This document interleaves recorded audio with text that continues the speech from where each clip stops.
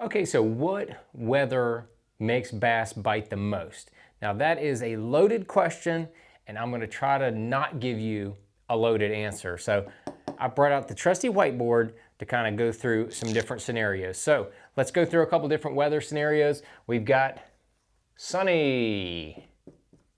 What does sunny mean? Sunny and clear skies with no clouds, okay? Sunny, no clouds. That usually means high pressure, high barometric pressure, that is. That is a condition to where the atmospheric pressure is very high, and it makes bass do certain things. You also have sun with clouds. So we'll call this partly cloudy. P, C. We got sunny and we got partly cloudy. Those are two scenarios. The weather. Partly cloudy means usually a very stable barometric pressure situation. That makes bass do another thing. And then you also have cloudy and then cloudy with precipitation. This is a cloud that's draining itself. So precipitation, regular clouds, and then you've got this here with, we'll call it P for precipitation. So you got, let's see, we have 4 different scenarios. I'm not going to get too caught up in anything else other than these 4 weather scenarios. So what is that going to look like for fishing? All right, let's start with the sunny. Sunny, we got high pressure. High barometric pressure means those fish are going to be tighter to the cover. So if you're, let's say, fishing a point and there's a brush pile on that point, you're gonna say, okay, I'm on this point, here's the water level, there's the brush pile. Where are these bass? These bass are gonna be related in here, under here, really tight to this brush pile. They're gonna be all in it. So what am I gonna throw? I'm not gonna throw probably a topwater to go across the top, because those fish are probably not gonna be in that mood where their strike zone is gonna be bigger. That's a key right there. These fish are gonna be tight. I'm probably gonna throw something like a jig or a drop shot, put that old magic worm to use, put it right here. I'm gonna throw it past that brush pile, bring it right up to the brush pile. Not gonna have too heavy of a weight in a brush pile. That's a good tip right there. Probably 3/16 to a quarter at most. And you should be able, if your bait is Texas rigged, you should be able to pull it right through that brush pile without too much of a problem, especially in like 1/8 ounce or 3/16. The lighter, the better, getting through cover. So once you get it into that brush pile, you know where those fish are going to be really tight. You just leave it there, soak it, let it get there, let it stay in front of them. Boom, you'll be able to catch those fish out of that brush pile. Let's go through another scenario with the sun, just to kind of hammer it home. A little different scenario. Let's go, you're fishing along the bank. This is the bank, and you've got a boat dock right here that sticks out. And then you got another boat dock down here, and then you've got a lay down right here. Sunny conditions, that bass is going to be up under that lay down. Sunny conditions, that bass is going to be up under this dock. Probably not on the dock. That bass is going to be up under, maybe way up under that dock right there. They're probably not going to be here and here unless they're spawning. So under that situation, sunny, you're gonna fish as far up under these docks as possible. Or if you're fishing this laydown, you're not gonna throw out here off the end of it after the laydown and catch anything. It's just not gonna happen.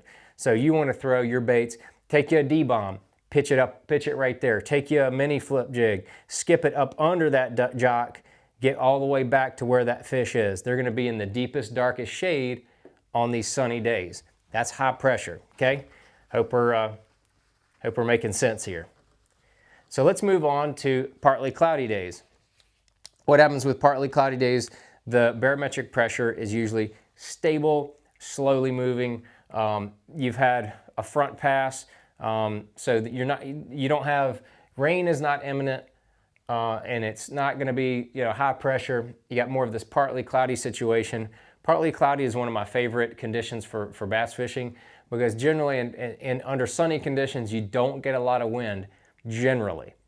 There's post-front conditions, which is a little bit different, but if it's post-front, a lot of times there can be some clouds mixed in there. But partly cloudy is one of my favorites, because what you're going to have is, let's say you're fishing around a point and you've got some rocks out here on the point. You know, we'll draw you a little topo map of the underwater. This is actually the land right here. And this is the way that the topo goes. So you got some rocks out here on the point. Under partly cloudy conditions, these fish are probably going to be roaming on their feed holes where those fish are normally going to be set up. So a flat point like this, bass are going to use points like this and the rocks and stuff like that as a feeding place.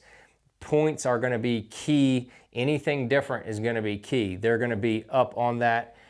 So let's say this is a grass area and the grass makes a point. You get tapered out layers of grass right here. And then let's say this is a hard grass line and then it tapers off to this grass line. Those fish are going to be all around the ends of those grass points. Under these partly cloudy conditions, you're going to be able to take topwaters, chatterbaits, worms. Your book of lures opens up quite a bit. So you're going to be able to fish all those areas that look like where those fish should be feeding. That's where you're going to look more in those partly cloudy situations, more of the feed areas. One more feed area that we'll mention are flats. So let's say you go to the back of a pocket, there's bait fish all around, and you've got a big log right here in the back of a pocket, and there's bait fish all around in here. Partly cloudy condition, there's going to be probably a bass hanging somewhere around this. You're going to be able to just cast a topwater lure, a chatterbait, something quick moving, and probably catch that fish under partly cloudy conditions. You may need to slow up because that fish may be there. Maybe he doesn't quite want to eat it, and you have to slow down just a little bit to get that bass to bite. But partly cloudy, more favorable, bigger strike zone, but sometimes they can be a little more hard to find. So sunny conditions, those fish, you know kind of where they are, but they're harder to get to bite. Partly cloudy, it starts to get better. Cloudy gets even further. So cloudy conditions are your strike zone. Strike zone is going to be the biggest. Let's do a little graph here. Strike zone is the biggest. Strike zone, strike zone. We'll call this strike zone right here. So your strike zone, little. Partly cloudy, your strike zone gets a little bigger. And then under cloudy conditions, your strike zone gets even a little bit bigger still. So cloudy conditions are when you've probably got a rain front coming. You're going to have your barometric pressure, it's probably going to be dropping. Sometimes with partly cloudy, your barometric pressure is rising if it's not already high. But during that cloudy times, your barometric pressure is probably going to be dropping. That is a really, really good time to fish because that strike zone is bigger. That means the fish are going to be willing to go further. They're going to go further around in order to bite something. They're not going to be stuck on that brush pile that I mentioned earlier. You got that brush pile. They're not going to be stuck under that brush pile on that point. Those fish might be here, maybe way up here, might be over here. But the good thing is, as you get that, there's your water line, you throw your topwater bait over top of that brush pile. Let's say there's only like 6 feet right here. You throw your topwater bait right here. This fish is going to go shoo-pow. This fish right here goes ba-boom. Like that strike zone is big. Their strike zone is anything in this area. If it looks like it's dying or looks like it wants to get they want to eat it, they're going to crush it. It doesn't have to be into partly cloudy and then maybe sunny. Their strike zone is there's your target for your strike zone. I hope that makes a little bit of sense on why that cloudy condition can be very good. But let me warn you that sometimes the cloudy condition can be tough as well. So you got that condition where you're fishing that point, you got your topo where the point runs out a little bit, it runs out like that. You've got, let's say you had your little brush pile out here, and typically the fish would be related to the point itself or to the brush pile, right? But as your strike zone gets bigger, those fish start to wander more from the cover. So your fish you're targeting might be out here. He might have roamed way over here. This other fish might have roamed all the way up here. There might be 2 or 3 up there in the dirt. You're normally not thinking they're going to be in the dirt because it's cloudy. They feel like they're camouflaged almost everywhere, and they get to roam in a lot. So your strike zone increases, but so do the fish. They roam around as well. So that can be a tougher condition at times under cloudy conditions. But as that strike zone gets bigger, this means I'm going to cover water faster. So there's some kind of general rules to kind of go by as far as what bass bite better, or when bass bite better. You know, let's just do this as far, you know, strike zone. Also, we can double that as fishing speed. So the faster, I'm going to go slower. I'm going to fish a little faster. I'm going to fish faster still. We got one more to go. You got your strike zone under precipitation, and that could be rain, that could be snow. What happens with that is your barometric pressure is going to be the lowest. That for whatever your barometric pressure is way low over here and way high over here. So they're going to bite, their strike zone is going to be massive. Their strike zone is big. But again, those fish are going to be wandering. So sometimes, you know, sometimes they can be kind of hard to find when it's cloudy. When it's raining, snowing, sleeting, hailing, those fish can really, really be difficult to locate because they're roaming. You know, let's say you got that grass line that you're fishing, and you're like, man, these, you know, they should be right here on this point. Well, dude, they're wolf packing, man. There might be a couple fish out here. Dude, they could be up on top of the grass over here. A couple of them could be wandered around over here. They can scatter during this precipitation, which can make them a little bit harder to catch. That is one of the drawbacks of having that massive strike zone, is that those fish will move around on you and sometimes be a little bit hard to find. But the more you have this precipitation and this low pressure, the more they will eat almost anything. I remember a tournament that I had at Lake Douglas in Tennessee, and we had a ton of rain. I mean, it was raining during this tournament day. And there was a big flat pocket that I was fishing. There was a couple boat docks in this pocket, and they're floaters, right? So what do floaters have? Floaters have these wires, and they suck. But there was, and this is a big pocket. I took a square bill crankbait, took a Fat John crankbait, and I fished right down the front of one of these. Boom, I caught one. Well, I'm gonna just keep throwing it.